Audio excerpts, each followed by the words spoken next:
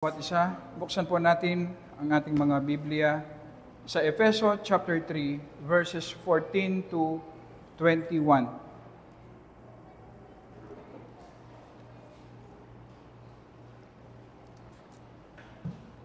Itutuloy po natin ang ating pag-aaral sa pangalawang parte po ng chapter 3 ng Ephesians. 14 to 21, basahin po natin. Verse 14. Dahil dito ay inululuhod ko ang aking mga tuhod sa Ama, na sa Kanya'y ipinangalan ang bawat sambahayan sa langit at sa lupa, upang sa inyo'y ipagkaloob niya ayon sa kayamanan ng Kanyang kaluwalhatian, na kayo'y palakasin ng kapangyarihan sa pamamagitan ng Kanyang Espiritu sa pagkataong panloob, upang si Kristo ay manirahan sa inyong mga puso sa pamamagitan ng pananampalataya, kung papaanong kayo'y naguugat at tumitibay sa pag-ibig. Ang phrase na ito ang ating titignan ngayong umaga at Lord willing hanggang sa susunod na linggo. Verse 18. Aking idinadalangin na magkaroon kayo ng kapangyarihang matarok kasama ng lahat ng mga banal, ang luwang, haba, taas at lalim, at upang makilala ang pag-ibig ni Kristo na higit sa kaalaman, upang kayo'y mapuno ng lahat ng kapuspusan ng Diyos. Verse 20. Ngayon, sa Kanya na makakagawa ng higit na sagana kaysa lahat ng ating hinihingi o iniisip, ayon sa kapangyarihang gumagawa sa atin, sumakanya nawa ang kaluwalhatian sa Iglesia kay Kristo Jesus, sa lahat ng mga salinlahi magpakailanman. Amen. Tayo po ay manalangin. Salamat po, Panginoon, aming Ama na nasa langit, sa iyong banal na salita. Mihingi po kami ng tulong, Panginoon, at kinikilala po namin na sa aming sariling karunungan ay hindi po namin kayang maunawaan, mas lalong hindi namin kayang i-apply ang mga ito sa aming mga buhay. Sa maraming kailangan namin, Panginoon, ito ang pinaka-importanting kailangan namin. Ang maunawaan po sa tulong ng iyong Holy Spirit ang iyong mga salita. Ang dalangin po namin, mangusap ka sa puso ng bawat isa sa amin. Kami po na mayroong iba't ibang pinagdadaan ng struggles, Panginoon, sa aming pananampalataya. Ang iyong Holy Spirit lamang ang mayroong kapangyarihan na i-apply ang iyong iisang salita sa iba't ibang pangangailangan ng aming mga puso. Maging gracious ka, Panginoon, i-meet mo kami sa aming pag-aaral at i-glorify mo po ang aming Panginoong Yesus. Amen. Amen.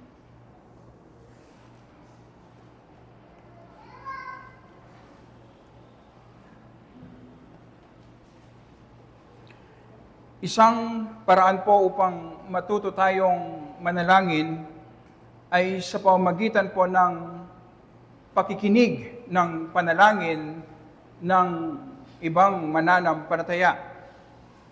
Marahil marami po sa mga salita na ginagamit po natin sa ating panalangin ay narinig lamang natin sa ibang mananampalataya at ginawa natin itong sa atin at palaging parte na ng ating panalangin. Kung ito po ay totoo, napaka-importante ng ating pinag-aaralang mga bersikulo na ito po ay panalangin ni Apostol Pablo para sa mga Ephesians. At sa ating pag-aaral ng mga bersikulong ito, naririnig po natin si Apostol Pablo kung papaano siya mag-pray. At sa kanyang paglapit, pagdalangin sa Panginoon, ay tinuturuan din tayo ng Holy Spirit kung papaano po tayo mag-pray. Si Martin Lloyd-Jones, ang sabi niya, makikita natin sa panalangin ni Apostol Pablo na ang substance, ang pinakalaman ng kanyang request ay makilala ng mga Ephesians ang Panginoong Yesus. Magdwell ng komportable ang Panginoong Yesus sa kanilang mga puso. Mapuspos sila sa kapuspusan ng Diyos. Mapapansin po natin na hindi ang mga bagay na galing sa Diyos ang hinihingi ni Apostol Pablo para sa mga Ephesians. Spiritual na blessing man yan o material na blessing. Ang desire po ni Apostol Pablo ay ang Diyos mismo na maranasan ng mga Ephesians. Hindi ang kabanalan ng mga Ephesians ang pinagpipray primarily ni Apostol Pablo. Hindi rin ang kanilang sanctification, hindi ang mga gospel blessings, mas lalong hindi ang mga paghihirap nila na nararanasan. Ang sinasabi po sa atin, kung maranasan lamang natin ang Panginoong Yesus sa ating mga puso, kung mapuspos lang tayo ng kapuspusan ng Diyos, ang sinasabi sa atin, siguradong mararanasan natin ang holiness. Siguradong mararanasan natin ang mga gospel blessings na nakamit ng ating Panginoong Yesus sa cross. At anumang paghihirap na ating kinaharap kasalukuyan ay ma-overcome po natin. Ito ang mahalaga na kailangan nating maranasan at ito rin dapat ang pag-pray natin para sa ating mga sarili.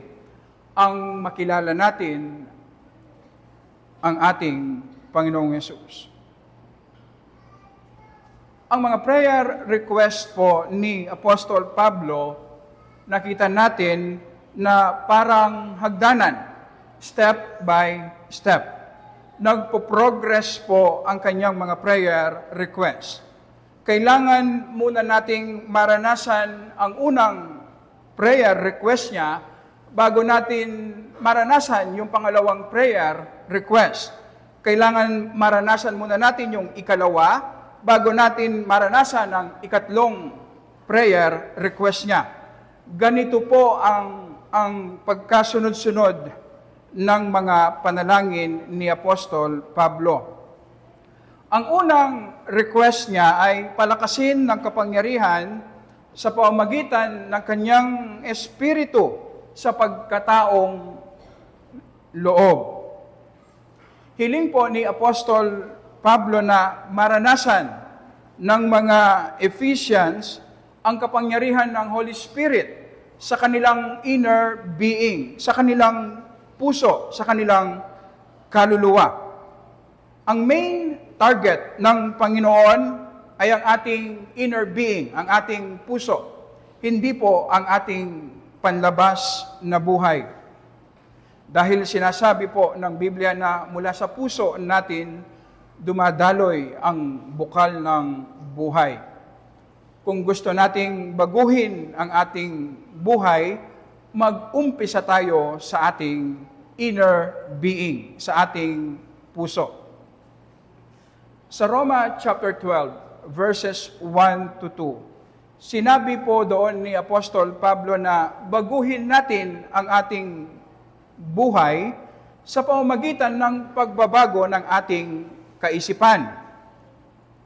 Kung babaguhin ng Panginoon ang ating puso, dadaan siya sa ating isip. Alam niyo po ba na ang tanging daan patungo sa ating puso ay ang ating mind, ang ating isip. Wala na pong ibang daan. Upang mabago ng Holy Spirit ang puso natin sa pamamagitan ng salita ng Panginoon, kailangang dumaan po ang Word of God sa ating mind. Walang shortcut. Kapag dumaan ang Word of God sa ating mind, i-apply ito ng Holy Spirit sa ating mga puso at ang bunga ay babaguhin niya ang ating buhay. Kaya naman, walang ibang paraan para maranasan natin ang kapangyarihan ng Holy Spirit sa ating inner being, sa ating puso, maliban sa regular na pag-aaral ng salita ng Panginoon, pakikinig ng salita ng Panginoon. Ito ang reason kung bakit sa ating public gathering, binibigyan natin ng emphasis ang pag-aaral at pag-explain ng salita ng Panginoon upang maunawaan natin ang Word of God. At sa pamamagitan ng pangunawang ito, ay makakapasok ang Word of God sa ating mga puso at ang Holy Spirit ay i-apply ito sa ating mga buhay. Ang layunin ng Holy Spirit sa pagpapalakas ng ating inner being ay para si Kristo. Ito ang pangalawang request. Para si Kristo ay manahan sa inyong mga puso sa pamamagitan ng pananampalataya. Nananahan na ang Panginoong Yesus sa isang tunay na Kristiyano. Pero ang tinutukoy dito ay ang pagiging komportable ng ating Panginoong Yesus sa puso ng isang mananampalataya. Nang ibig sabihin po, ang Panginoong Yesus ang nagahari na susunod sa buhay ng isang Kristiyano. Kailangan ang power ng Holy Spirit upang linisin ang puso natin sa maraming kasalanan. At kapag malinis ang ating puso sa maraming kasalanan, ang Panginoong Yesus ay magdidwell, mananahan ng komportable sa ating mga puso. At kapag komportable ang Panginoong Yesus sa ating mga puso, ang magiging bunga ay mararanasan natin o magmamanifest sa ating mga buhay ang kapangyarihan ni Kristo, na ito ang tinatawag nating Christ likeness. Ang isang malinaw na bunga ng pagiging komportable ng Panginoong Yesus sa puso ng isang mananampalataya ay ang susunod nating pag-aaralan. Ang sabi po sa ating text, ang huling parte po ng verse 17, upang kung kayo'y mag-ugat, magtumibay sa pag-ibig. Gumamit ng dalawang metaphor si Apostol Pablo upang ipakita ang bunga sa isang mananampalataya kapag ang Panginoong Yesus ay komportable na nananahan sa puso nito. Una, isang botanical metaphor. Ang sabi, nag-uugat sa pag-ibig. Kung papaanong ang isang puno na mataas, matibay, ay nakatanim ng malalim ang kanyang mga ugat sa ilalim ng lupa, ganon din ang isang mananampalataya na nakaugat ng malalim ang kanyang buhay sa lupa ng pag-ibig. Pangalawang metaphor, sa ESV mas maganda po ang pagkasabi, grounded in love. isang architectural metaphor kung papaano ang isang mataas at matibay na building ay nakatayo sa isang matibay na pundasyon. Ganon din ang isang Kristiyano na kung ito ay magkakaroon ng matibay na pananampalataya, kailangan ang kanyang buhay ay nakapundasyon ng malalim sa pag-ibig.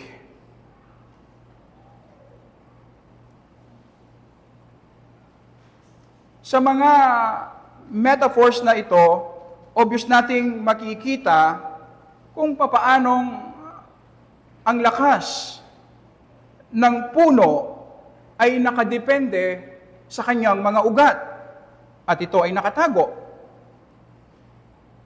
Makita po natin ang puno na isang mataas, malakas na para bang hindi mo pwedeng ibagsak.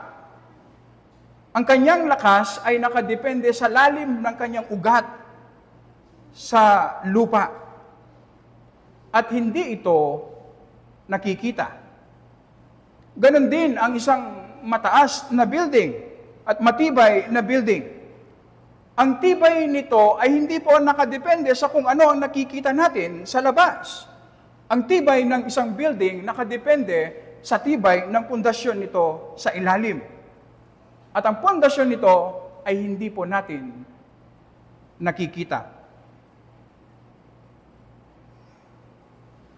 Ang isang malinaw na sinasabi po sa atin, base sa panalangin po ni Apostol Pablo, ang strength, ang stability, ang durability, ang purity ng isang mananampalataya, hindi mo yan makikita sa panlabas niyang ginagawa. Hindi po. Makikita mo yan sa kanyang pag-ibig sa Panginoon na invisible po. Iyan. Nakatago. At ang pag-ibig na ito po ay bunga ng pagiging komportable ng Panginoong Hesus sa kanyang puso.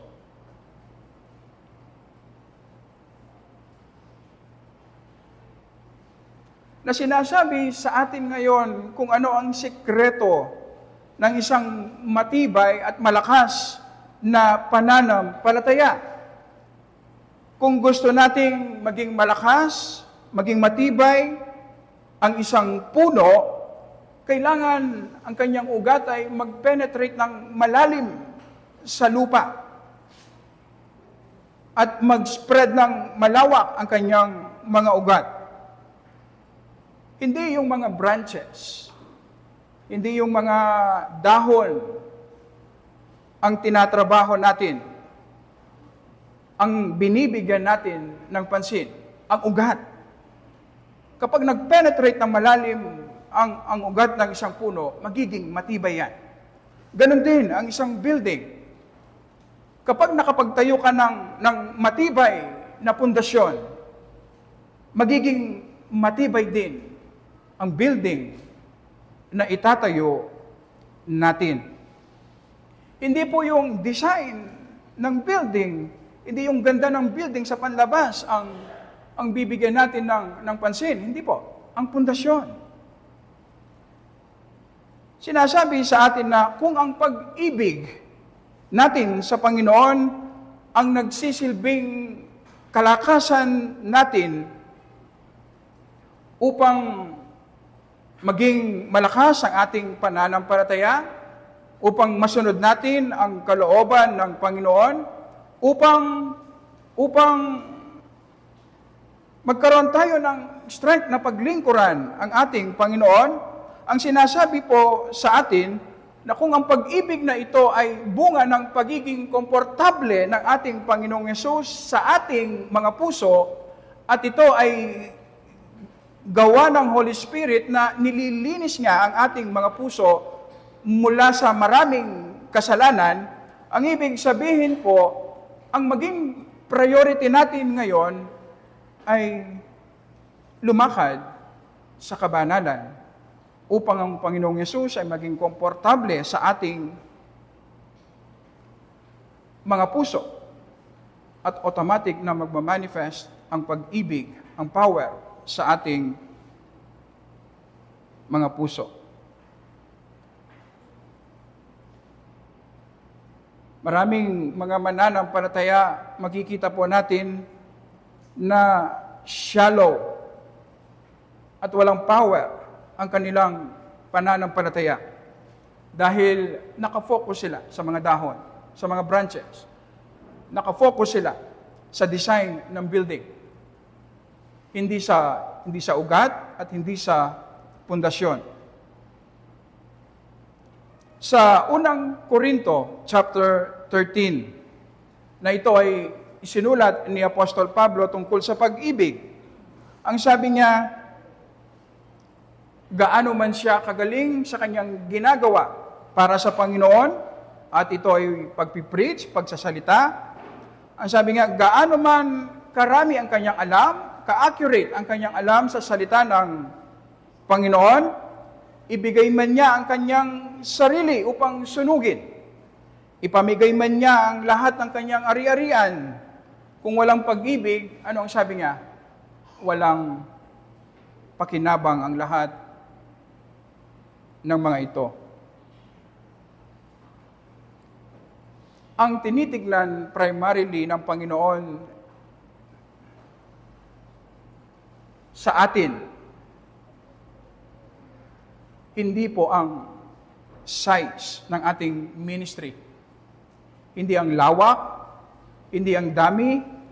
Ang unang tinitignan ng Panginoon sa atin ay kung galing ba sa pag-ibig ang ating ginagawa para sa Panginoon.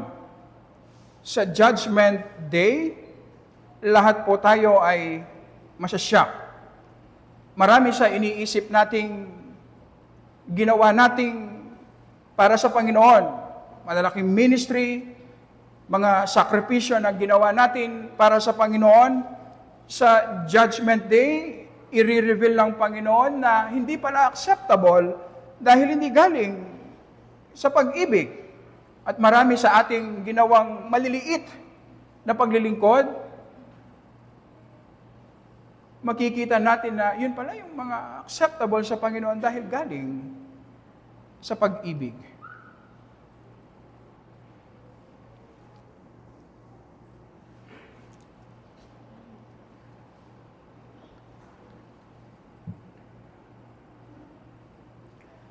Sa panalangin ni Apostol Pablo, makikita natin na ang pag-ibig ang main source ng power ng ating pananampalataya.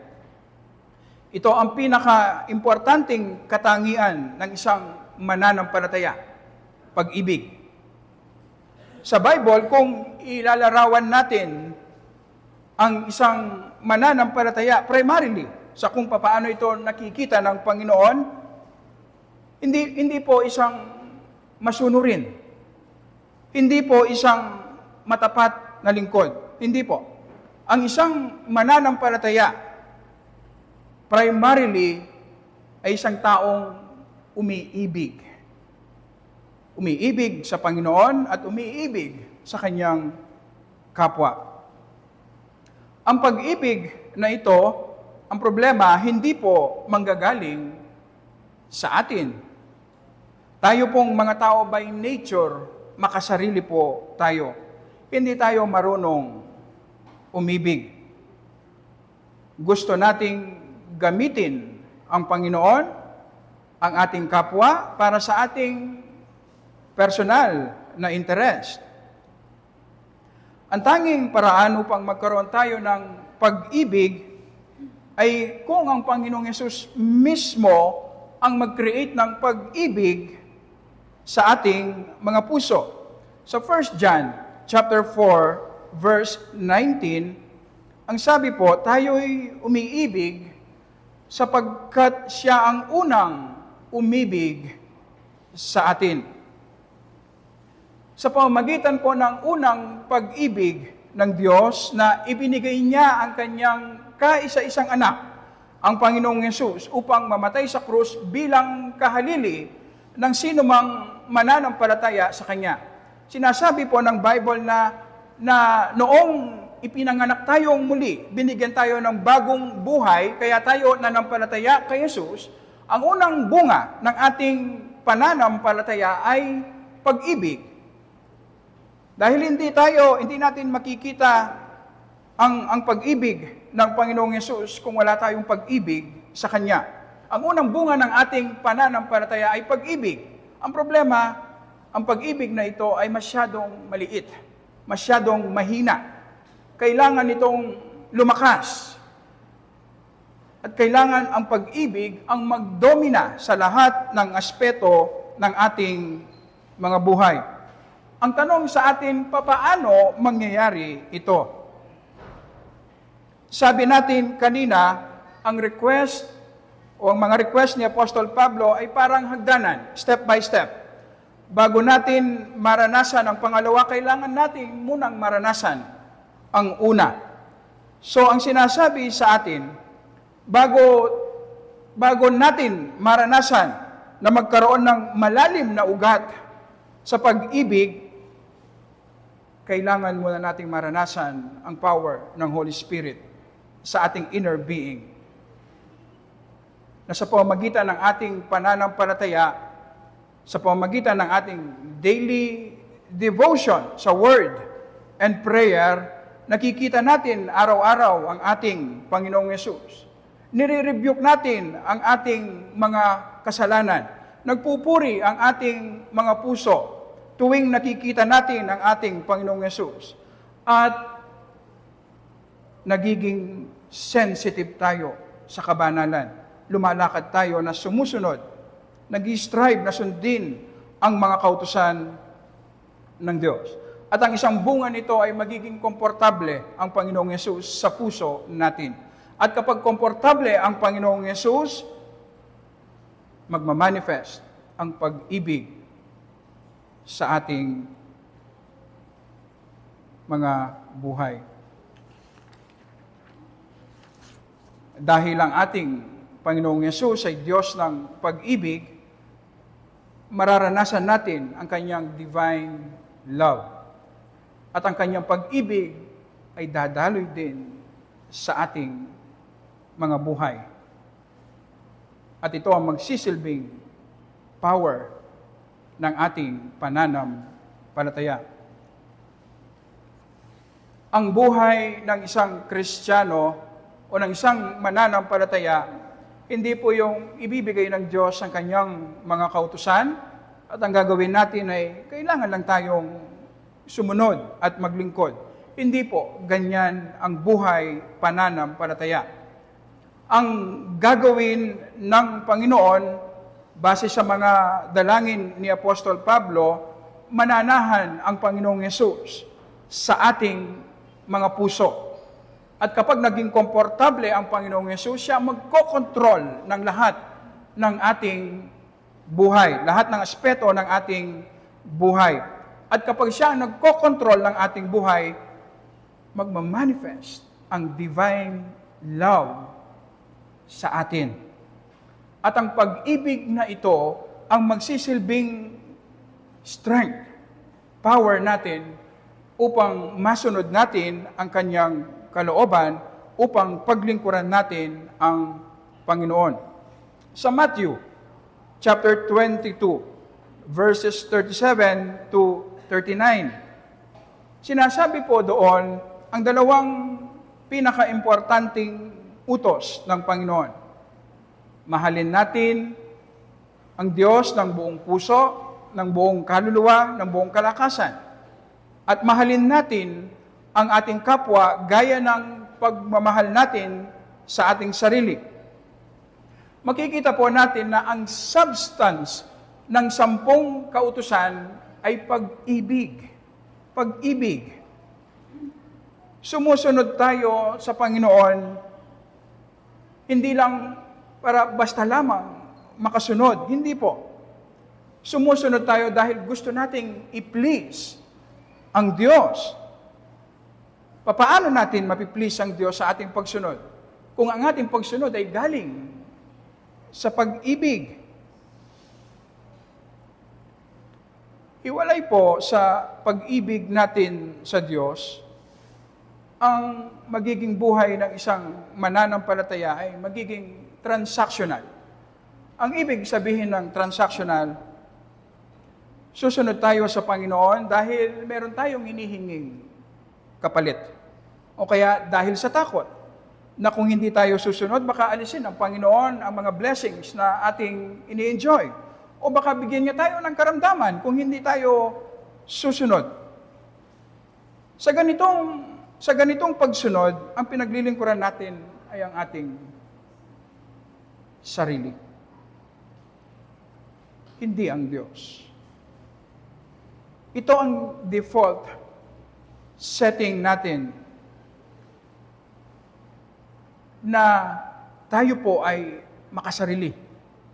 Na kahit ang Diyos gagamitin natin para sa ating personal na interest. At ang ganitong kalagayan ng ating mga puso, magmamanifest ng malinaw yan kapag nakaranas tayo ng maraming paghihirap sa ating buhay. Kapag nakaranas tayo ng maraming disappointments sa ating paglilingkod, na tayo po ay magagalit sa Panginoon, na para bang sinasabi natin, sa marami nating ginagawa para sa Panginoon, ito pa ang magiging kapalit, ang paghihirap. Ang ibig sabihin, ang pakikitungo natin sa Diyos ay transactional. Naglilingkod tayo dahil meron tayong hinihinging kapalit. At hindi ganyan ang pagsunod na nanggagaling sa pag-ibig. Ang isang mananampalataya na komportabling nananahan ang Panginoong Hesus sa kanyang puso, magmamanifest ang love sa kanyang pagsunod.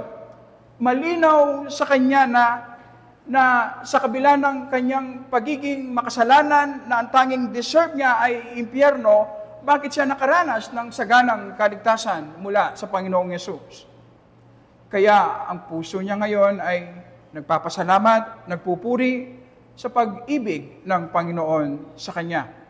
At ito ang magsisilbing motivation niya sa kanyang pagsunod.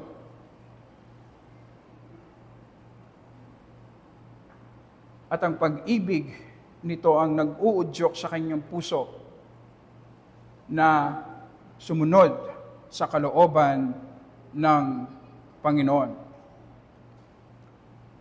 Ang isang test upang ma-check natin ang ating mga puso. Kung anong klaseng pakikitungo ba ang ginagawa natin sa Panginoon. Sa panlabas natin ginagawa, hindi natin makikita yan. Sa panahon na dadalhin tayo ng Panginoon sa isang mahirap na sitwasyon, na sa kabila ng ating paglilingkod, pinapahirapan pa rin tayo ng Panginoon sa kung papaano tayo tumutugon, makikita natin ang ating mga puso. Ang isang mananampalataya na tumutugon, na galing sa pag-ibig ang kanyang pagsunod sa kalooban ng Panginoon, anumang ibigay na paghihirap ng Panginoon sa kanya, anumang disappointment ang maranasan niya sa kanyang paglilingkod, sa kanyang buhay pananampalataya, dahil nakatingin siya sa krus ng ating Panginoong Hesus, kung saan dinisplay ng Diyos ang kanyang pag-ibig, i-embrace niya ang anumang klaseng paghihirap dahil alam niyang galing sa pag-ibig ng Diyos. Na sinasabi ng krus sa kanya dahil malinaw ang pag-ibig ng Diyos sa kanya. Ano man ang ibigay ng Diyos sa kanya, paghihirap man to, ito ay para sa kanyang ikabubuti. At anuman ang alisin o i-withdraw ng Panginoon sa kanya, ito ay para sa kanyang ikabubuti. At i-embrace niya willingly ang mga ganitong paghihirap dahil ang kanyang paglilingkod hindi transactional, kundi galing sa pag-ibig. Kapag ang isang Kristiyano, transactional ang kanyang pakikitungo sa Diyos, ibig sabihin hindi po komportable ang Panginoong Yesus sa kanyang buhay. Bakit siya hindi komportable? Dahil maraming kasalanan. Marumi ang kanyang puso.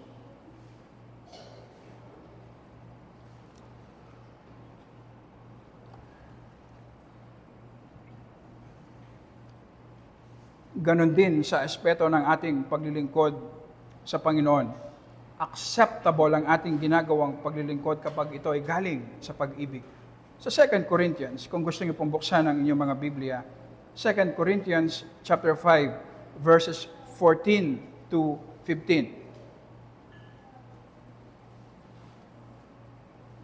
Verse 14, ang pag-ibig ni Kristo ang humihimo sa amin, sapagkat kami ay lubos na naniniwala na ang isa ay namatay para sa lahat, kaya't ang lahat ay namatay. Siya'y namatay para sa lahat upang ang mga nabubuhay ay huwag nang mabuhay para sa kanilang sarili, kundi para sa Kanya na alang-alang sa kanila ay namatay at muling nabuhay. Nakikita ng malinaw ni Apostol Pablo ang pag-ibig ng Panginoong Yesus para sa Kanya na makasalanan, na ito ang lumilikha ng pag-ibig sa Kanyang puso. At ang pag-ibig niya sa Kanyang puso ang humihimo. Pero mahina po ang salitang humihimo. Sa ESV, ang sabi, nagkokontrol. So ang pag-ibig niya sa Panginoong Yesus ang nagkokontrol, nag-i-empower sa Kanya upang paglingkuran niya ang Panginoon. Sa Nehemiah chapter 8, sapagkat ang kagalakan sa Panginoon ang inyong kalakasan. Si Lloyd Jones, ang sabi niya, ang pagkakaiba ng sentimentality sa pag-ibig, ang sabi niya, ang isang sentimental na tao, na-enjoy niya yung moment ng pagiging emotional dahil merong nag-stimulate ng kanyang emosyon. Na-enjoy niya ito. Nakaupo siya, ini-enjoy niya. Pero hanggang sa nakaupo lamang. Ang isang taong tunay na nakakaranas ng pag-ibig ng Panginoon, ang isang taong umiibig sa Panginoon, na-enjoy din niya yung part na nararanasan niya ang pag-ibig ng Panginoon. Pero hindi natatapos sa emosyon.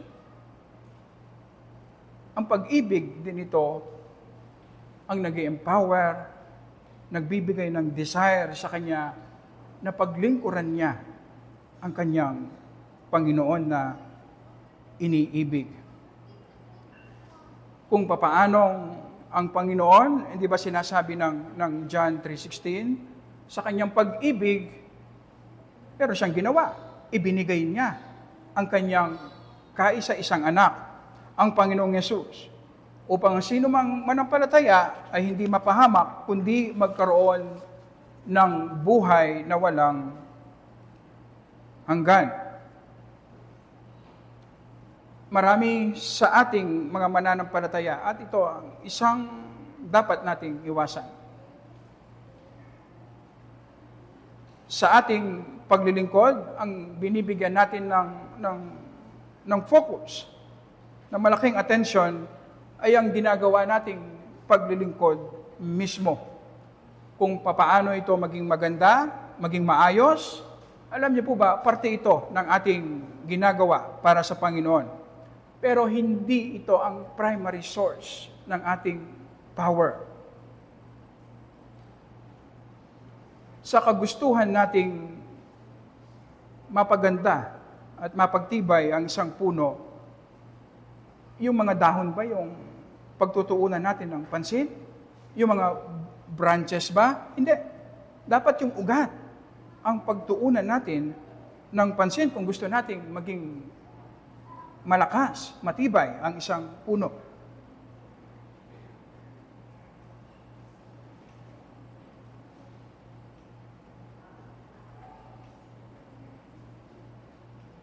Ang isang mananampalataya, makikita mo ang weakness ng kanyang paglilingkod Dahil ang paglilingkod ay puno ng paghihirap. Napag-aralan po natin yan. Hindi madali ang maglingkod sa Panginoon. Kapag ang isang mananampalataya na mababaw lang ang kanyang paglilingkod, kapag nakaranas siya ng paghihirap, anumang klaseng paghihirap yan, napakadaling ma-discourage. Napakadaling manghina. Hanggang sa dumating ang punto na ayaw na niya. Ang ibig sabihin, kapag ang isang Kristiyano, wala siyang power na maglingkod, wala siyang desire na mag-involve sa gawain ng Panginoon. Alam niyo po ba, marami tayong ibinibigay na dahilan. Posible yung ibang tao, o posible yung ating sitwasyon. Pero ang sinasabi ng Bible, ang dahilan ay hindi komportable ang Panginoong Yesu sa ating puso. Bakit hindi siya komportable? Maraming mga kasalanan na pinapabayaan natin. Merong parte sa ating buhay na ayaw nating isubmit sa kalooban ng Panginoon. Napapabayaan natin ang ating daily devotion sa Word and prayer. Natural lamang, wala tayong power, walang desire sa paglilingkod.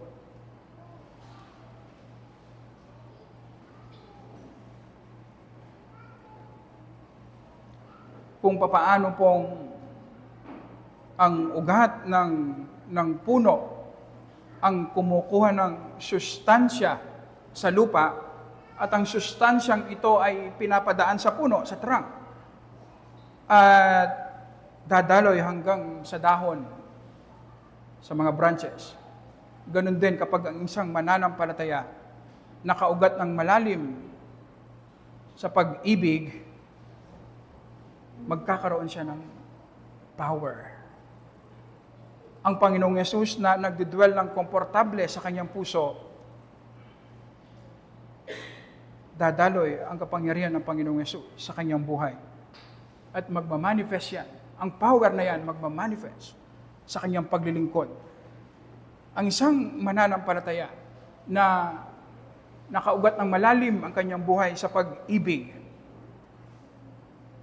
hindi mo yan basta-basta madi-discourage. Hindi mo yan basta-basta matitinag sa ginagawa niyang paglilingkod.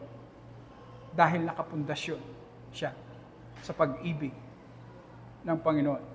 Kung papaano ang isang halaman na malalim ang kanyang ugat sa lupa, anumang bagyo ang dumating, hindi yan matutumba. Tatayo at tatayo yan. At magpapatuloy na nakatayo dahil malalim ang kanyang ugat sa lupa. Ganon din ang isang mananampalataya. Ang strength at stability nating mga mananampalataya nakadepende sa lalim ng ugat natin sa pag-ibig ng Panginoon.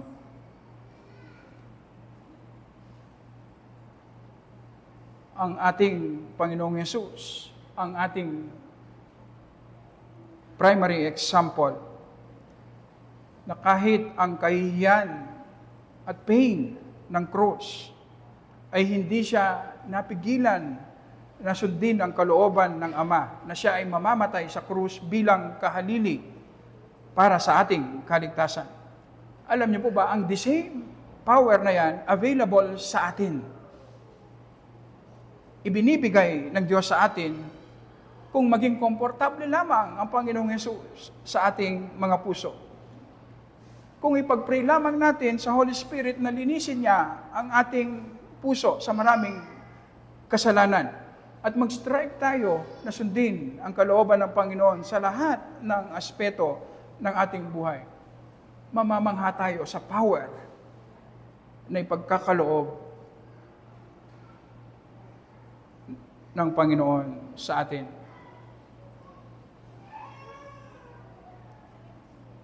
Tama na pag-usayan dapat natin ang ating ginagawa para sa Panginoon. Pag-isipan, i-improve ang ating mga sarili. Pero huwag nating pabayaan ang main source ng ating power. kailangang manahan ng komportable ang ating Panginoong Yesus sa ating mga puso. Kung ikaw ay nandito at walang saving relationship kay Jesus, normal lamang na maging transactional ang iyong pakikitungo sa Diyos. Na ikaw ay pumupunta sa church, ikaw ay nagpipray dahil meron kang hinihinging kapalit. Normal lamang na gamitin mo ang Panginoon para sa iyong personal na interes. Dahil ikaw ay makasalanan at merong kabayaran ng kasalanan. Ito ay impyerno. Pero sa pag-ibig ng Diyos, ipinadala niya ang kanyang kaisa-isang anak, ang Panginoong Yesus. Siya ang sumunod ng perfect sa mga kautusan ng Diyos na hindi mo kayang sundin. At siya nagbayad ng kasalanan sa krus bilang kahalili upang ang sino mang manampalataya sa Kanya ay magkaroon ng buhay na walang hanggan. At ang pananampalatayang ito ay agad-agad na magbubunga ng pag-ibig sa Panginoon. Kaya ang panawagan ng Panginoon ay manampalataya ka kay Jesus. Pagkatapos po nating mag-pray, awitin natin ang ating katlong hymn, Here is Love. Tayo po ay manalangin at pagkatapos ay dadako tayo agad-agad sa ating banal na hapunan. Maraming salamat po, Panginoon, sa iyong mga salita na nagbibigay po ng wisdom sa amin. Pinapakita mo po ang maraming kamalian namin, Panginoon, sa kung papaano po namin ipamuhay ang aming pananampalataya. Tulungan mo po kami na sa maraming gustong gawin namin para sa iyo, Panginoon, ang susi pala ay maging komportable muna ang Panginoong Yesus sa aming mga puso. At ito ay ginagawa mo, Panginoon, sa tulong ng iyong Holy Spirit na nasa pamamagitan ng aming devotion sa iyong word and prayer, sa pamamagitan ng aming consistent na pagsunod sa iyong kalooban, nililinis mo ang aming mga puso upang manahan ng komportable ang aming Panginoong Yesus. Sa ganitong paraan, mararanasan namin ang iyong divine love. At ang pag-ibig na ito ang magsisilbing pundasyon ng aming pananampalataya. Higit pa sa aming iniisip ang magagawa mo sa pamamagitan ng aming mga buhay. Kilusin mo po kami, Panginoon, sa pangalan ng aming Panginoong Yesus. Amen.